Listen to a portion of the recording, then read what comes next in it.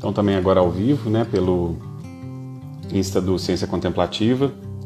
Quero falar que é uma alegria estar com vocês. Eu sou Alex Tese, eu sou professor do Instituto Federal do Sudeste de Minas, no campus São João del Rei, e tenho essa atividade voluntária aqui como instrutor voluntário do Ciência Contemplativa, orientado pelo Lama Lau. Lama Lau é meu professor muito querido, muito compassivo, e que me ajuda a compreender um pouquinho esses processos da prática meditativa na sua relação com essa ideia de sofrimento. Então a primeira coisa que eu acho que seria interessante de falar para nós todos é que quando a gente está pensando, né, no sofrimento cotidiano, na sua relação com a prática meditativa, eu estou pensando nesse sofrimento que é um sofrimento não clínico. Isso é bem importante de falar, né? É um sofrimento que está relacionado às vicissitudes da vida e pelo qual todo mundo passa. Eu vou falar um pouquinho, talvez o tipo de sofrimento a que eu estou me referindo, né? Então acho que é importante a gente ter essa questão de qual tipo de sofrimento a que eu estou me referindo. Então a ideia não é o sofrimento clínico. O sofrimento clínico ele precisa, obviamente, ser tratado por profissionais da saúde. Isso é bem importante da gente deixar de uma forma muito clara, né? Na semana passada, o tema que foi tratado aqui por nós, que a gente escolheu para falar um pouquinho com vocês, foi a respeito da inter-relação humana. A inter-relação humana é algo bem tranquilo de se entender de forma intelectual, né? O que é inter-relação humana? Todo mundo está conectado, né? Nesses tempos de agora, isso é a coisa mais óbvia de se perceber, muito fácil da gente notar essa interconexão que, inclusive, não tem fronteira, não tem nacionalidade, não tem diferença nenhuma entre nós e quaisquer outras pessoas de outros locais, né? No Brasil inteiro, em todos os países, então a gente vê essa interconexão de uma forma bem fácil, assim, é bastante fácil de entender isso. Mas a prática meditativa ela vai nos convidar a olhar isso de uma maneira mais ampla, de uma maneira mais profunda, né?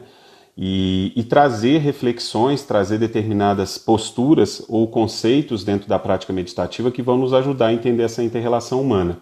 Semana passada a gente fez uma prática reflexiva, uma meditação reflexiva breve, em que eu tentava justamente trabalhar um pouquinho esse aspecto da inter-relação humana. E também na semana passada eu falei um pouquinho a respeito da questão da compaixão. Quando a gente pensa em inter-relação humana, eu me vejo no outro, naquilo que também eu tenho de muito semelhante a todo mundo. Né? E uma questão que perpassa todos nós é justamente essa do sofrimento.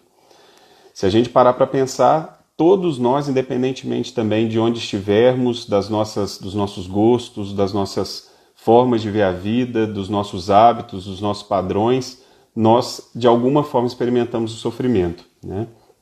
Então, isso é algo que acaba gerando já um movimento de empatia, porque eu reconheço esse sofrimento em mim e, consequentemente, de uma forma quase que natural, eu vou vendo, poxa, o outro também sofre, o outro também tem uma postura de experimentar dor, de experimentar infortúnio, de experimentar angústia, né? Então é um pouquinho esse sofrimento a que eu estou me referindo, né? É um sofrimento pelo qual todos nós passamos. E aí eu vou falar um pouquinho, isso daí a gente acaba bebendo um pouco na fonte da tradição, porque ela se debruça bastante sobre isso, sobre o que é um sofrimento dentro desse aspecto. Então a gente vai pensar um sofrimento, a primeira instância de sofrimento é sofrimento ligado à dor mesmo, né? A dor física, que a doença naturalmente acaba nos trazendo, né?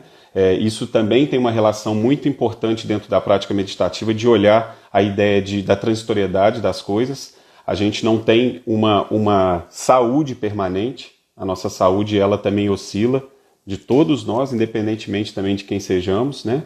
Então tem muito essa ideia do sofrimento da dor física. Mas também a gente tem um sofrimento de dor relacionado a dores que são emocionais, a angústias, a aflições que nós temos. Então, num primeiro nível, talvez mais superficial, esse é um sofrimento que perpassa a vida de todo mundo. Esse sofrimento relacionado à dor, seja ela física ou emocional. Então, dá para a gente também fazer uma reflexão breve sobre isso. Um outro sofrimento, que também acaba que a gente bebe um pouco na fonte da tradição e entende um pouco, é um sofrimento relacionado à mudança, né? E é bem interessante a gente perceber isso. Quando as nossas relações humanas mudam, necessariamente a gente sofre, né? Porque a gente gostaria que elas tivessem uma permanência também, uma estabilidade, né? Que elas fossem iguais o tempo inteiro, e elas não são. E infelizmente nós acreditamos essa estabilidade a algo que não é estável, né? Por quê? Porque é da própria natureza das relações elas se transformarem. Às vezes elas se transformam para melhor, isso também tem que ser dito, né? Não é uma visão pessimista da vida, não tem nada a ver com pessimismo, tem muito mais a ver com o olhar que a prática meditativa vai nos proporcionando de discernimento. Eu vou falar daqui a pouquinho essa ideia também do discernimento, né? Então, mas a gente acaba percebendo que quando eu quero segurar uma situação para que ela permaneça igualzinha sempre, eu sofro, né? A gente pode dar exemplos muito simples e até simplórios que dá para a gente perceber isso. Às vezes a gente gosta de um prato muito, né? Você fala assim, nossa, eu quero comer, sei lá, pizza, a pizza de tal lugar, né? Isso é interessante, né? A gente tem esses gostos assim. Eu quero, hoje eu quero, tô sonhando sexta-feira, eu quero fazer o pedido da pizza, porque não tem jeito de sair, com certeza, mas eu quero fazer o pedido da pizza de tal lugar, porque eu gosto muito de tal lugar. E aí, eu não sei se vocês já se depararam, possivelmente sim, a gente pede a mesma pizza, do mesmo lugar, e ela vem com um gosto diferente, né? Nós estamos diferentes, o nosso paladar está diferente, talvez a pessoa que preparou a pizza é diferente, os ingredientes que foram usados são diferentes, e aí eu tenho uma decepçãozinha, uma insatisfatoriedade naquilo, né? Então, isso é interessante da gente perceber. Deixa eu só pegar uma aguinha aqui, gente.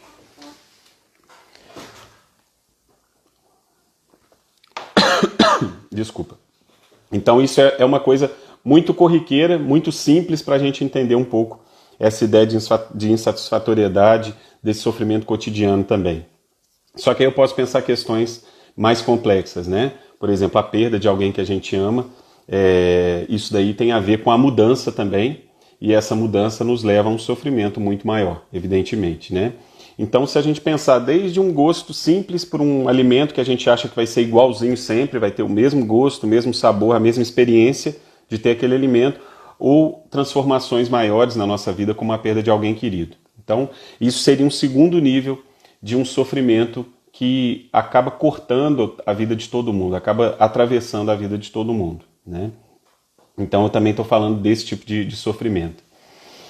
E aí eu vou falar de alguma coisa contemporânea, né, que foi trazida de uma maneira muito bonita e de uma maneira muito aprofundada, né, que é a ideia de sofrimento hoje em dia, que é o sofrimento do estresse. Quem trouxe isso foi o Jon Kabat-Zinn, né, com o programa dele de Mindfulness, que influenciou vários outros, né. O Kabat-Zinn ele trouxe o MBSR, que é o Mindfulness Based Stress Reduction, um programa de Mindfulness para redução de estresse no final da década de 70. Isso foi um ato muito bonito de compaixão do Kabat-Zinn, porque ele estava num retiro e ele verificou que era possível. Ele teve um insight e falou, é possível a gente falar de meditação, né, sem nenhum contorno religioso. É possível isso, né, para o meio laico, para as pessoas, para todas as pessoas. E hoje em dia é muito comum isso, grandes professores dentro da tradição que dão aulas de meditação para todas as pessoas, escrevem livros, né? Então a gente tem várias pessoas que trabalham nisso. E o Kindfulness nosso, coordenado, desenvolvido pelo Lama Jigme Lau, é um exemplo bom desse, né? É um programa que ele tem, obviamente, ele bebe na fonte do budismo, inclusive pela experiência de vida do Lama, mas é um programa que é laico, pode ser praticado, pode ser vivenciado e as pessoas podem fazer a formação como instrutores, como bem queiram, tendo qualquer tipo de religião, não existe nenhum requisito para que a pessoa seja alguém dentro da tradição, né? Mas aí, vamos voltando a essa questão do Kabat-Zinn, ele traz a ideia do estresse, né?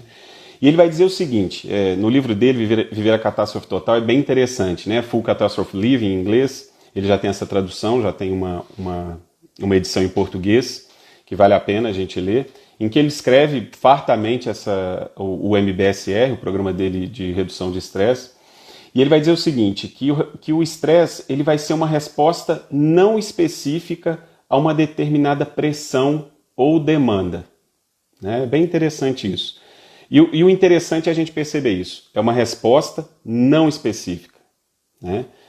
Por que é não específica? Porque senão qualquer coisa que acontecesse com uma pessoa, em termos dela se sentir ansiosa demais, dela se sentir com um estresse muito excessivo, a outra pessoa ia sentir exatamente igual. E não é assim que acontece, né? Isso é um ponto interessante, talvez, para a gente refletir junto nesse momento aqui dessa transmissão. As pessoas não experimentam o sofrimento, ou seja, não experimentam o estresse, que ele está dando essa ideia do estresse que eu acho bem interessante, contemporânea, né? As pessoas não experimentam o estresse de maneira igual, né? E ele vai dizer também, nesse livro dele, que a maneira como nós respondemos aos estressores, que são os eventos que efetivamente vão poder nos dar essa resposta de estresse, a maneira como nós reagimos a isso vai fazer uma grande diferença na nossa vida. Então, isso é uma primeira coisa prática, talvez, mais do que teórica, para a gente ter em mente. À medida que eu vou praticando meditação, que eu vou me familiarizando, que eu vou fazendo prática meditativa, eu vou conseguindo perceber aquele processo que também eu falei já numa live, que não é o caso de eu falar com detalhes hoje, mas é bem importante mencionar, que é a ideia da ruminação mental. A ruminação mental, ela vai ser experimentada de diferentes maneiras pelas pessoas. Vamos dizer que todo mundo de certa forma rumina, né? Todo mundo, isso é indiscutível, mas acaba que a gente pode, com a prática meditativa, começar a interromper um pouquinho esse processo de ruminação mental, né? A gente pode falar de vários exemplos da ruminação mental, mas talvez um que seja contextualizado com o dia de hoje, com o tempo de hoje pelo qual a gente está passando, é a ideia do Covid, né, do coronavírus. Então, várias são as ruminações possíveis que a gente, infelizmente, pode vir a cultivar. Como é que vai ficar no futuro? Como é que vai ficar o meu negócio? Será que eu vou conseguir ver as pessoas daqui a quanto tempo? Será que isso vai demorar? E assim a gente pode entrando num processo ruminativo muito profundo, né? E que é extremamente angustiante. É muito fácil de perceber o quão perturbador é o processo de ruminação. Isso para todos nós, qualquer um percebe isso pela própria experiência, né? E a prática meditativa é muito isso, a gente está em contato com a nossa experiência, perceber a nossa experiência por meio de um cultivo de consciência mesmo. A gente pega o conceito de mindfulness, eu acho que o conceito muito, muito apropriado é esse, consciência plena de algo. Então eu estou tendo consciência daquilo que está acontecendo comigo, dos meus processos mentais e, sobretudo, desse processo que eu desencadeio essa ruminação mental. Então, primeira coisa bem prática e importante da gente perceber é que eu posso, com a prática meditativa, interromper esse processo de ruminação, né? O Kabat-Zinn ele vai falar num livro dele também, Atenção Plena para Iniciantes, mas que eu acho que não tem nada... Nós sempre temos que nos considerar iniciantes, mas mesmo quem já leu outras obras sobre prática meditativa deveria ler esse livro. Ele traz uma coisa muito interessante. A gente pode passar da ruminação para uma ruminação depressiva. E aí é quando a pessoa realmente não consegue lidar com aquilo e ela vai se contar aquela história, é uma história geralmente muito desadaptativa. Nesse caso, volto a falar, como no início eu mencionei, que aí ela precisa de uma ajuda profissional, obviamente, de alguém profissional da saúde. Mas no caso nosso, da prática meditativa, a gente pode, com a prática regular, começar a perceber esse movimento, né, dos primeiros pensamentos chegando, e eu passar para um outro processo. Em vez de entrar diretamente na identificação e começar a ruminar, eu posso trazer, pelo estado de presença, eu posso perceber que eu não preciso me identificar. Esse é o processo de desidentificação de um processo que poderia, em tese, desencadear uma ruminação. Tá? Então essa é a primeira questão. Eu acho que tem, fazendo um pouco, remontando de novo essa ideia da ruminação, acho que vale a pena a gente trazer, né?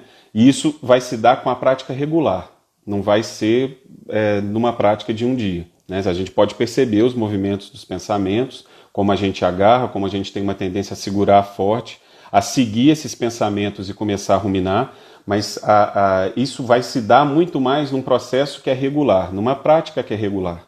Eu acho que é bem importante a gente falar isso e é um convite para mim que eu me faço e é um convite que eu faço a vocês.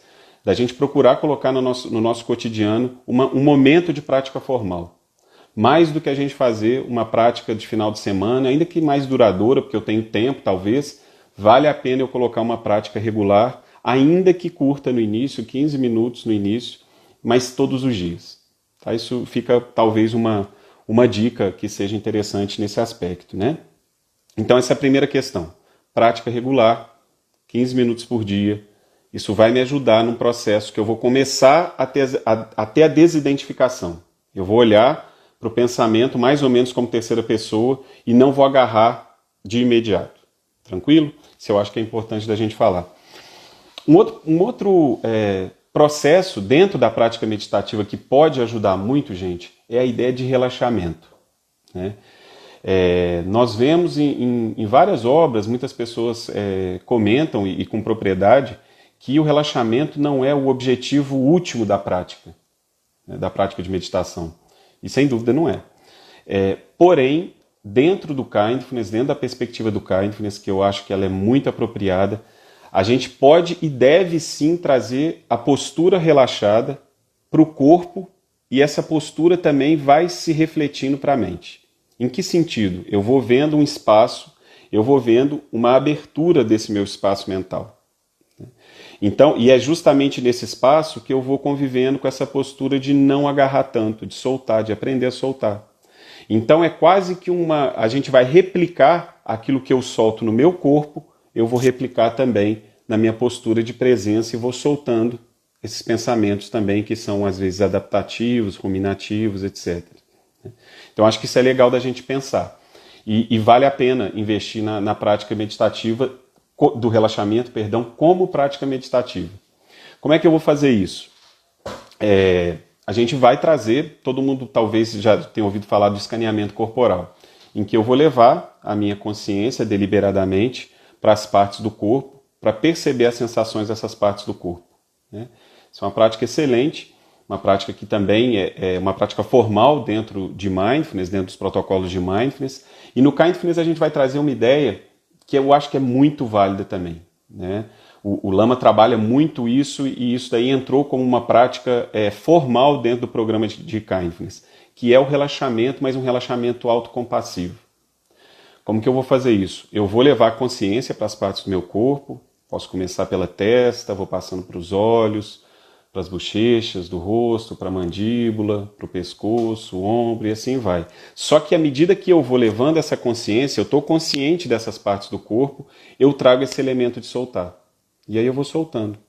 Eu percebo como estão meus olhos, por exemplo, e eles não vão estar fechando, eles não vão estar duros assim, né? Percebo também a minha mandíbula, ela não vai estar fechando com o maxilar. Então, isso é também estar consciente de. Então, também é uma prática meditativa. Como eu disse, isso é inserido dentro do programa de Kindfulness justamente por ter esse elemento de estar consciente de algo e estar consciente com esse intuito de trazer essa pacificação, essa calma, de trazer realmente um pouco mais de suavização para os nossos processos corporais e certamente isso vai se voltar para a mente. Trazendo brevemente uma pesquisa do Daniel Goleman, a pesquisa de doutorado do Daniel Goleman, ele falava um pouco sobre relaxamento.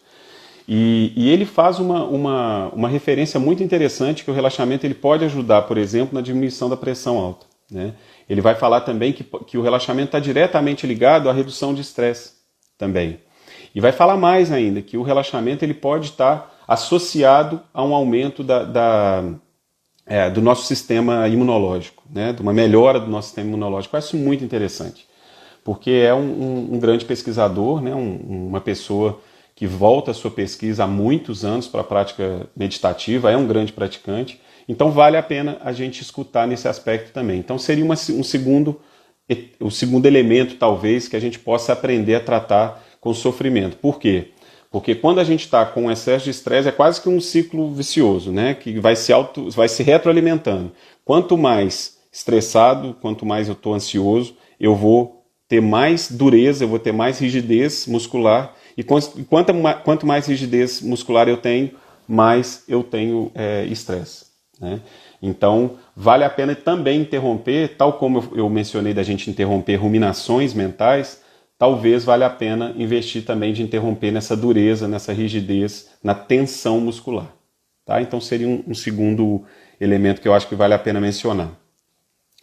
Uma outra questão é que a prática meditativa ela vai nos trazer, à medida que a gente também vai realizando, né, vai cultivando, lembrando sempre do conceito de prática meditativa como cultivo, né, como uma familiarização efetiva de determinadas qualidades, né? Então, quando eu vou me familiarizando com determinados valores dentro da prática de mindfulness, eu também vou atuando de alguma maneira mais embebido desses valores. Por exemplo, um deles é a transitoriedade de tudo. A gente falou ainda há pouco, né, da mudança, que a mudança ela traz muito, ela às vezes traz sofrimento, ela está associada à insatisfatoriedade. Mas ao mesmo tempo a gente vai ter um outro lado também. Se a mudança muitas das vezes ela traz elementos de sofrimento, muitas vezes ela vai poder trazer o contrário. A gente vai perceber, vai ter um lampejo, talvez um insight, de que as situações de sofrimento também são impermanentes. Então vale a pena, talvez, investir nessa proposta também de prática reflexiva. No Kindness a gente vai chamar isso de expansão reflexiva, que é uma meditação, de expansão mentalizadora. Isso é uma meditação reflexiva. Tá? E aí, o que nós vamos fazer? Nós vamos primeiro sustentar a nossa atenção, nós vamos fazer, por exemplo, uma prática primeiro voltada para o aspecto sensorial.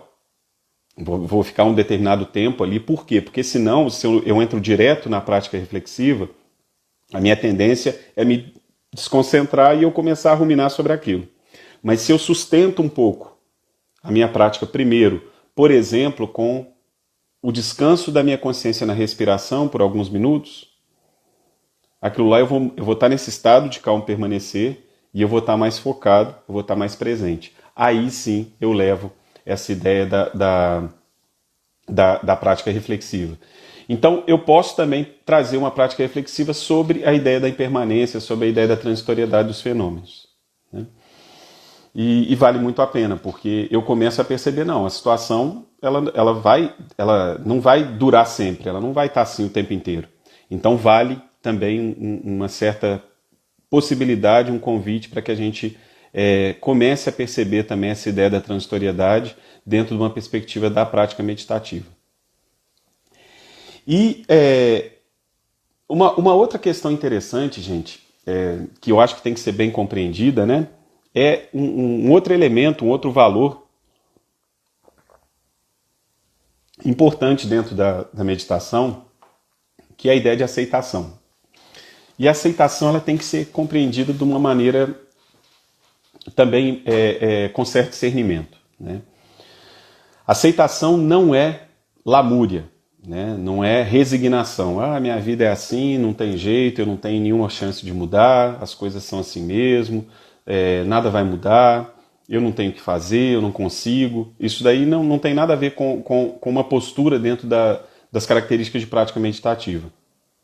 Ao contrário, a aceitação ela vai ser uma clareza mental de perceber aquilo que eu não tenho condições de mudar e uma clareza daquilo que eu posso escolher como atuar.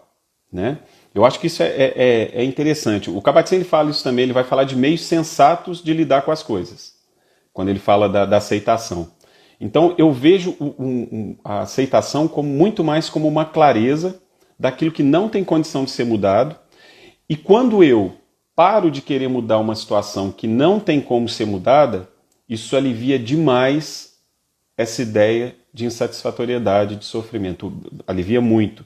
Porque eu vejo que eu não tenho controle com relação a isso. E quando eu paro e me deparo com essa situação de que eu não tenho controle, a minha aceitação vai ser muito maior e, consequentemente, eu vou ter uma resposta mais sensata, como o próprio Kabat-Zinn diz, para aquilo que eu posso atuar. Né? Então, a aceitação não é imobilidade, não é passividade, ao contrário.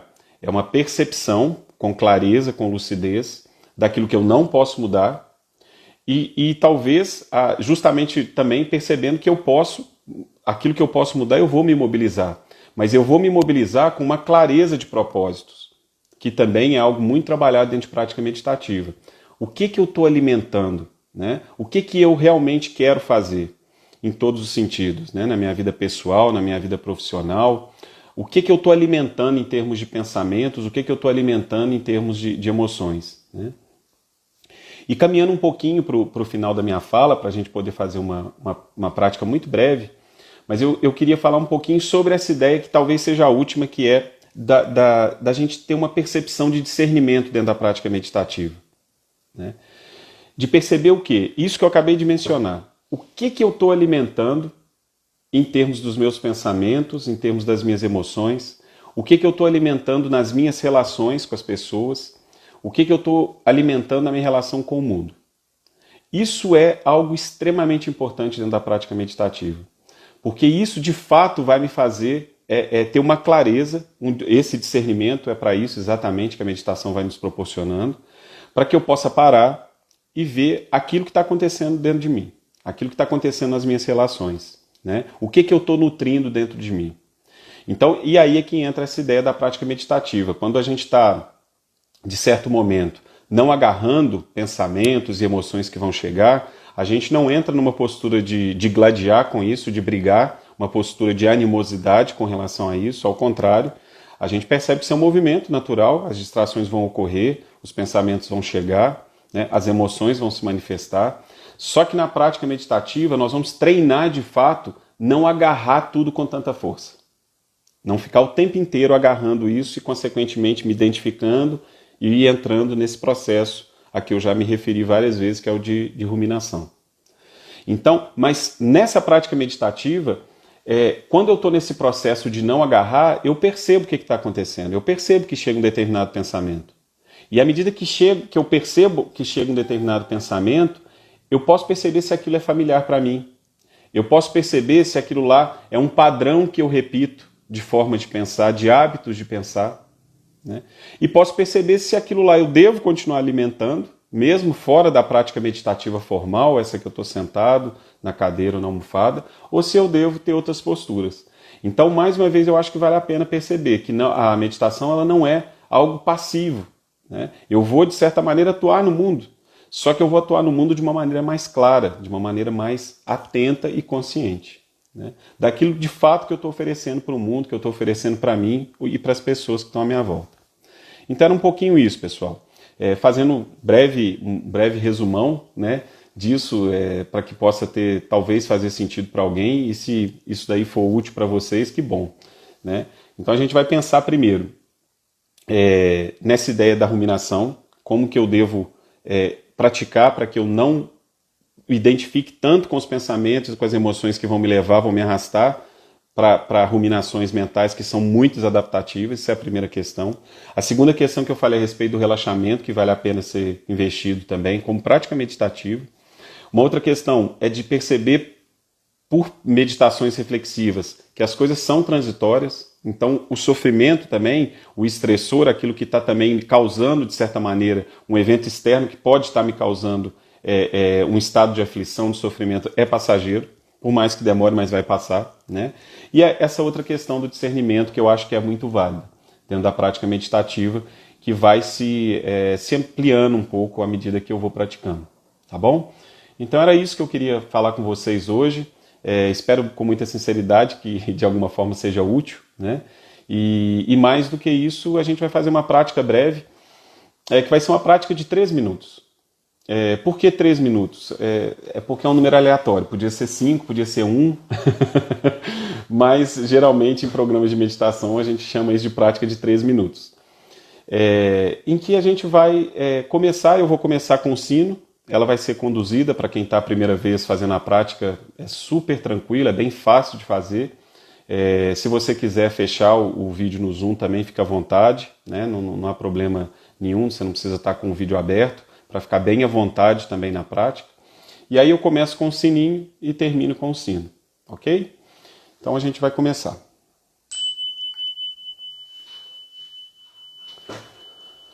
Adotando uma postura que vai ser cômoda para nós. Uma postura em que eu vou estar com a coluna ereta. Os ombros vão estar bem tranquilos, eles vão estar soltos, relaxados. As mãos também vão estar serenas, descansando nas pernas. Se eu estiver sentado ou sentada na cadeira, os pés tocam totalmente o chão para que eu tenha uma base. Se eu estiver na almofada, eu percebo também toda essa base que as pernas cruzadas proporcionam. Iniciando com suavidade, com carinho consigo mesmo, consigo mesma, a percepção desse ambiente em que você está agora. Não é pensar sobre como você está, onde você está, é perceber. Talvez entrando em contato com os sons que estão te circundando nesse momento.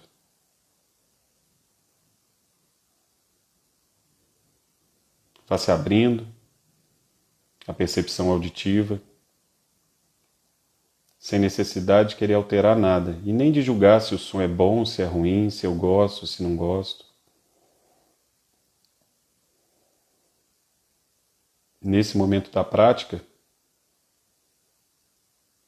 nós só estamos entrando em contato com aquilo que se apresenta.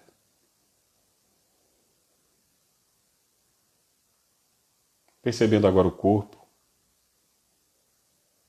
notando os pontos de contato com o chão,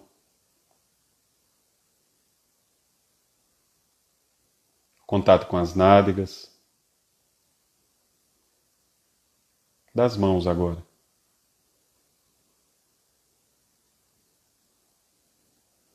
Talvez até trazendo a percepção de como seu corpo se encontra. Talvez com alguma sensação de dor, de pressão. Se quiser, notando a temperatura, como ela se encontra, também sem precisar dizer se gosta, se não gosta. Apenas notando.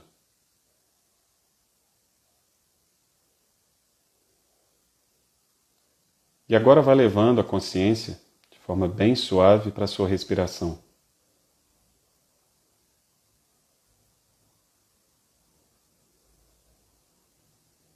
Talvez chegue algum pensamento que te faça levar a outro pensamento, que te leve a outro. Quando você se der conta, você está numa narrativa mental. Se isso acontecer, não é problema, isso é um movimento da mente. Se você se der conta, isso é ótimo sinal. Esse se dar conta é um momento de consciência. E aí simplesmente você volta para a sua respiração com tranquilidade e gentileza.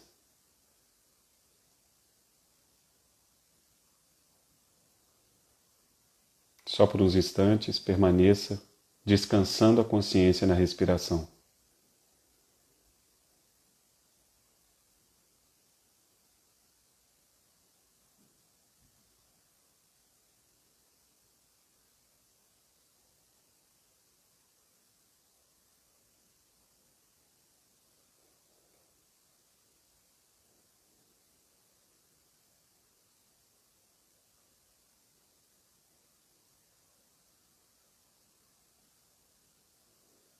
Permitindo agora que a atenção volte para o corpo. Talvez notando como seu corpo está agora. Sem esperar nada de especial, sem querer que ele esteja de alguma forma específica. Apenas nota. Observa como você se encontra nesse momento, habitando o presente.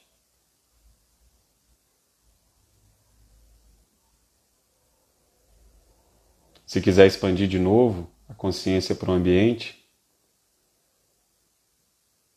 você pode perceber se existem sons semelhantes aos que estavam no início da prática. Talvez sim, talvez não. Apenas nota.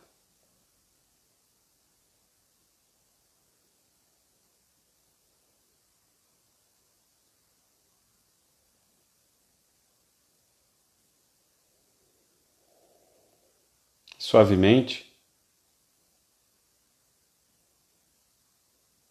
você pode, quando eu tocar o sino, finalizar a prática, mas permanecendo o convite para que você mantenha esse estado durante o final desse dia, talvez deixando esse estado também se apresentar de maneira sutil amanhã, incorporando essas pausas que são extremamente importantes ao longo do teu dia.